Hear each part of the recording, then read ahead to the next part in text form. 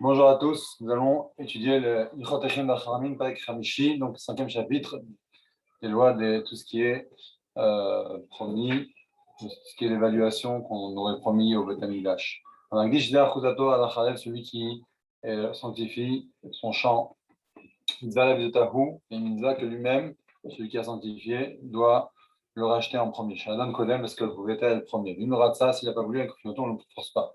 Mais dans quel temps on parle de Yovel Noedek, seulement au temps où on faisait le jubilé, donc le Yovel. Shimigia Yovel, le Yigalenu, le Yigalena, parce que si le Yovel arrive, il ne pourra pas le racheter. C'est la Kohanim, que Moj Barnou, donc ça ira au Kohanim, et comme on a expliqué qu'au moment du Yovel, eh bien, il ne pourra pas le récupérer. À la Chabet. Mais quand le Yovel a été annulé, on n'est plus Noeg, parce que là, les Kohanim ne pourront pas le récupérer puisqu'il n'y a pas de nouvelles. Et là, c'est pas de Olam, donc on peut toujours le racheter. Donc on force le propriétaire, donc l'ancien propriétaire, à proposer un premier prix en premier. S'il a été racheté à son juste prix, comme les autres, si on trouve quelqu'un d'autre qui rajoute dessus, alors il rajoute. Il peut le racheter. Sinon, c'est lui qui le rachète. Il donnera ce qu'il a promis, ce qu'il a dit. Par contre, il ne peut pas ouvrir les enchères à moins de 4 proutotes, que des Shia Chomesh, Shemosif Prouta, pour que au moins le Chomesh qui va rajouter, parce qu'on va voir, on verra, ou je ne sais pas si on a déjà vu, mais en tous les cas, lorsqu'on rachète ce qu'on a promis au Beth Amikdash, eh bien, on a un Chomesh, on doit donner un quart en plus. Et donc, au moins, le quart, il sera au moins d'une prouta. Guimel. Si le maître, le propriétaire, veut vendre d'autres champs, ou bien emprunter de l'argent, pour racheter ce champ promis, qui a sanctifié. Arshut Biado, il a le droit. Que ce soit au temps du Yovel ou pas. Mais c'est lui qui est en priorité avant tout homme. Même s'il veut racheter que la moitié, Goël a le droit. Ce qui n'est pas le cas lorsqu'on vend à quelqu'un d'autre. Et ça, c'est la khumra, ce qu'on est plus dur lorsqu'on vend à un idiot que lorsqu'on vend du English. Celui qui sanctifie sa maison, ou bien ou bien un animal impur, ou bien d'autres sortes de mobilier, donc ils sont évalués à leur juste valeur, soit qu'ils sont bons ou pas bons. Si celui qui a sanctifié, il les rachète lui-même, ou sa femme, ou bien ses héritiers, eh bien, il doit rajouter toujours un cinquième. Comme il a histoire qui jeune, et on force le propriétaire à proposer un prix en premier, et l'argent ira à la maison, c'est-à-dire pour, pour le Beth Amikdash, pour tous les besoins du Beth Amikdash. Hey, que ce soit sa maison qui soit une maison des villes fortifiées, que ce soit des villes, des cours, ça veut dire des villes non fortifiées, il peut toujours la racheter. Si quelqu'un d'autre l'achète du Egdesh, si c'est une ville fortifiée avec un biad Goesh, et donc le Goel, celui qui a racheté, qui n'est pas propriétaire, à racheter, ça fait au moins 12 mois, et bien Nechlat, là, c'est terminé, il le garde pour tout le temps. Si c'est une maison qui n'est pas des villes fortifiées, il y a Yovel, ou bien la Goel, et le Yovel arrive, et c'est dans les mains du libérateur, dans la main de celui qui a racheté. Alors, Chosel va Yovel, donc dès que Yovel arrive, eh bien, la maison revient à son propriétaire. Alachava. Celui qui est Magdish, qui sanctifie un animal pur pour le Beth Amikdash, pour le besoin de Beth Amikdash. Donc uniquement pour la valeur de l'animal. Enfin, même s'il a transgressé, comme on va voir plus tard, ce qu'il a fait, il a fait. Mais il y a quand même la sainteté qui tombe sur elle. Et elle doit être achetée tant qu'elle est encore sans aucun défaut. Le Kohen devra l'évaluer. Cet argent-là ira au Beth Amikdash. Par contre, celui qui la rachète, il la rachète que pour devoir l'approcher en tant que korban. Pour ce qu'elle est apte, parce que tout animal, toute chose qui est raoui pour le misbéach, pour l'hôtel, et il ne peut pas être exclu du misbéach. C'est pour ça que c'est une avéra, celui qui a emmené un animal tahor, pur, uniquement pour sa valeur, eh bien, c'est une avéra, puisqu'à un moment, un animal tahor, il doit être que approché en tant que sacrifice. Zahin, il va expliquer tout de suite. D'où on sait, c'est interdit d'offrir juste des animaux purs sans défaut pour le Beth Amikdash, uniquement pour l'argent. Chez Neymar, comme c'est marqué, les animaux, donc un taureau ou bien un agneau, sarvokalout qui est avec un défaut, donc il y a deux sortes de défauts. Nedavat Tarasto, il faudra le faire le don au Beth Amikdash. De là, on a appris Nedava Beth Amikdash. C'est une Nedava pour comment on dit pour le Beth Amikdash, pour les besoins du Beth Amikdash. Et c'est ce qu'on comprend du verset, que c'est uniquement sanctifié pour la valeur, uniquement pour l'argent. Je ne sais pas qui parce qu'on n'a pas le droit d'emmener un animal qui porte un défaut sur l'autel. Il y a auto. Il est marqué, auto, c'est quoi auto? Auto, c'est lui que tu devras faire un don pour les besoins du Beth Amikdash. Mais par contre, tu ne fais pas un don d'un animal qui est sans défaut pour le Beth Amikdash, pour le Beth Amikdash. Et donc, c'est un négatif qu'on apprend de la règle d'un positif, c'est-à-dire qu'il y a marqué auto, ça, mais pas autre chose. C'est comme une mitzvah assez. Celui qui est Magdish, qui sanctifie un animal sans préciser pourquoi. Ou bien il a été Magdish, il a sanctifié un de ses biens sans dire pourquoi. Rohin, donc on regarde. Si c'est un animal qui est pur, sans défaut, qui peut être approché en tant que korban, donc les srarim, les mâles, ce sera pour les korban ola, et on les approchera comme korban ola.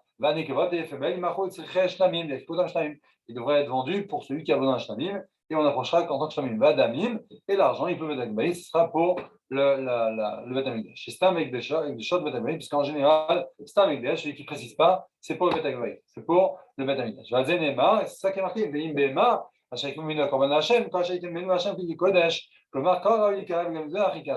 tout ce qui est apte à monter sur l'autel, alors ce sera un sacrifice pour l'autel. Mais si c'est autre chose, eh bien, ça ira uniquement pour les besoins d'entretien du Beth Amikdash. Peut-être, s'il a été Magdish, il a sanctifié juste comme ça, c'est bien sans préciser. Il y a toutes sortes de vins, huiles, farines ou des oiseaux qui sont aptes à pouvoir être approchés sur Mizbeach. Donc il devrait être vendu pour ces besoins-là. Donc il devrait être approché et l'argent qu'on achètera, qu'on échangera à la place de ces srarim, de ces mazas, et les kaouvala qui devront être approchés comme korban ola. Yud.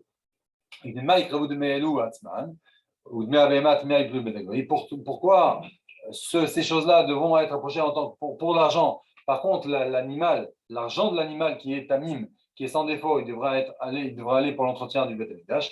Et puis j'avais Akdosha à la misbah, parce que la BMA, elle a été sanctifiée pour misbah. S'il y a un défaut, alors il peut toujours être racheté. Comme je dis, par contre, l'huile, la farine, l'huile, le vin, les ophotes qui ont eu un défaut et qui ne sont pas saouls, il ne peut pas être racheté. Quand il est marqué, il devra mettre l'animal devant le Kohen, le Kohen devra l'évaluer. Tout ce qui peut être évalué, alors là, comme c'est marqué dans le pasouk, il peut être racheté. Par contre, ce qui ne peut pas être émis pour le Kohen, l'opinion ne peut pas être racheté, donc c'est vrai qu'il ne peut pas échanger contre de l'argent. Yudef, il dit s'il a approché, c'est bien sans préciser. Et dessus, par contre, il y a des ktorettes qu'on donne aux artisans en tant que paye, jusqu'à qu'ils les ramènent et qu'ils les reprennent. Comme c'est expliqué dans la Chad Shkalim, donc il devra être donné aux manines, aux artisans, en tant que salaire, comme on fait avec le reste des ktorettes. C'est comme ça qu'on fait. S'il y a n'importe quel don au Beth Amikdash où il y a une des 11 Samaneh Aktoret, eh bien c'est comme ça, il faudra faire comme on vient d'expliquer. Celui qui emmène, qui sanctifie un animal sans défaut pour le Mizbeach. Et il y a un défaut qui est tombé dessus et cet animal devient pas saut. Donc comme on a dit, elle devra être évaluée et elle devra être rachetée. C'est ça qui est marqué, et tout animal qui est tamé, Une code Behemat Mea. C'est-à-dire qu'on ne peut pas emmener en tant que sacrifice pour Hachem. Alors là, il devra être